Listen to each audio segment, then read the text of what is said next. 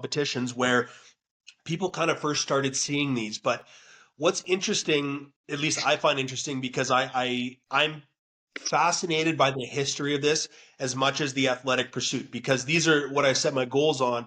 But I enjoy the concept of historic stone lifting because of how fascinating the history is. And a lot of the stones that we now have today have only been discovered in the past 15 years or so, a lot of them even 10 years, by it's actually three gentlemen from the United States, Ryan Stewart, Sean Urquhart, and Nick Whalen. And my brother and I do a podcast called the Stones of Strength podcast, and we've been fortunate to be friends and to interview these guys. And so the Icelandic stone lifting culture is really taking off now in a way, because so many stones have been rediscovered, but it wasn't as popular before. And now there is legends and myth that go back to the Viking sagas, but the Viking era was, I believe, like 791 to 1066 AD, and there was reference to the Viking stone lifting in the sagas, but none of the stones that we have today were lifted by Viking. That's something that's a common misnomer that people,